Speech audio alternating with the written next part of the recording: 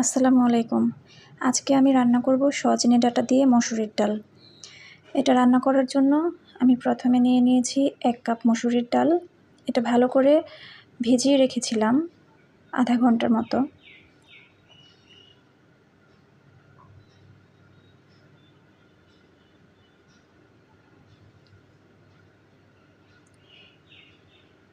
এরপর সজনে ডাঁটাগুলো দিয়েছি।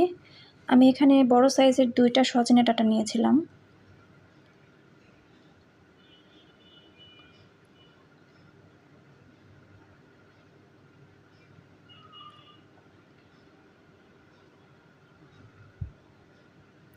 এরপর পেঁয়াজ কুচি দিচ্ছি আর দিচ্ছি মরিচ। আমি একটু ঝাল কম খাই বলে একটু মরিচের পরিমাণ কমিয়ে দিয়েছি। আপনারা চাইলে ঝাল কম বেশি দিয়ে করতে পারেন। দিচ্ছি আদা বাটা এবং রসুন বাটা। ১ চামচ আদা বাটা, ১ চামচ রসুন বাটা।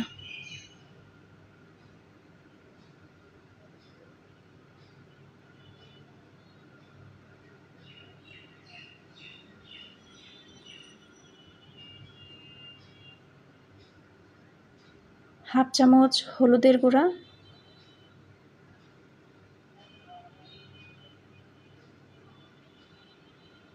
হাফ চামচের একটু বেশি ধনিয়া গুঁড়া,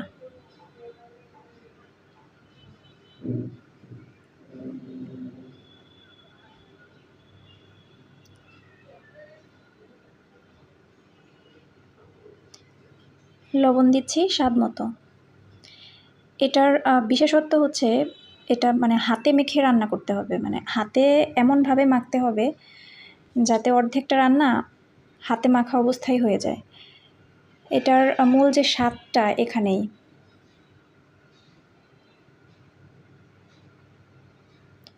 তেলটা এখন দিচ্ছি না, তেলটা হচ্ছে এটা নামানোর পরে আমি যখন বাগার দিব, বা আপনারা সম্বার বলতে পারেন, সম্বার যখন দিব তখন তেলটা দিয়ে দিব।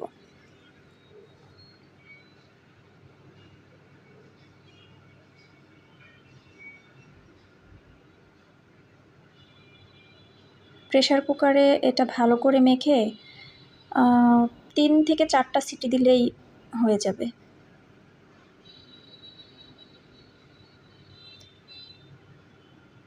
এখন আমি হাতটা ধুয়ে এখানে পানিটা দিয়ে দিচ্ছি।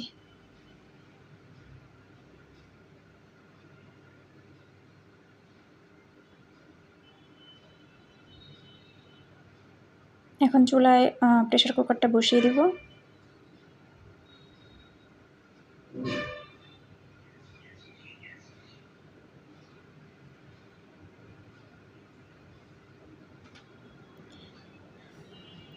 এটা হয়ে গেছে, এখন সিদ্ধ করা হয়ে গেছে।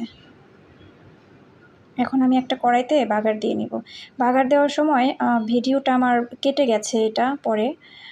এখানে আমি দিয়েছি ২টা তেজপাতা, দিয়েছি একটা শুকনো মরিচ, দিয়েছি ৫ ফোড়ন, রসুন দিয়েছি কয়েক কোয়া, ওটা একদম থেতো করে, আর পেঁয়াজ দিয়েছি,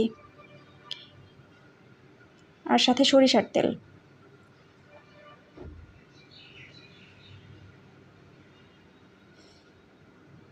যতক্ষণ না একটা সুন্দর ফ্লেভার আসে ততক্ষণ এটা ভাজতে হবে।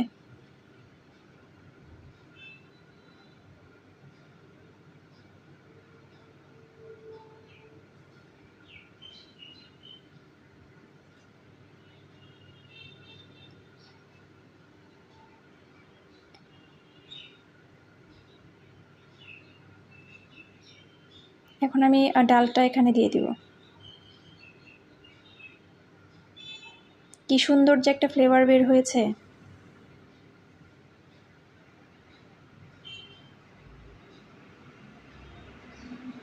এখন এটাকে একটু বলক তুলে নামিয়ে ফেলবো।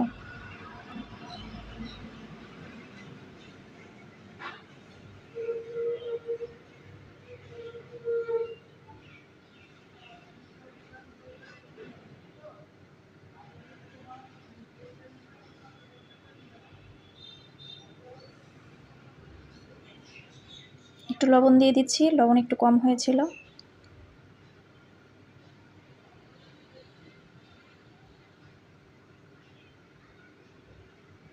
চুলাটা বন্ধ করে দিয়েছি এখন। এই তো হয়ে গেল দারুণ স্বাদের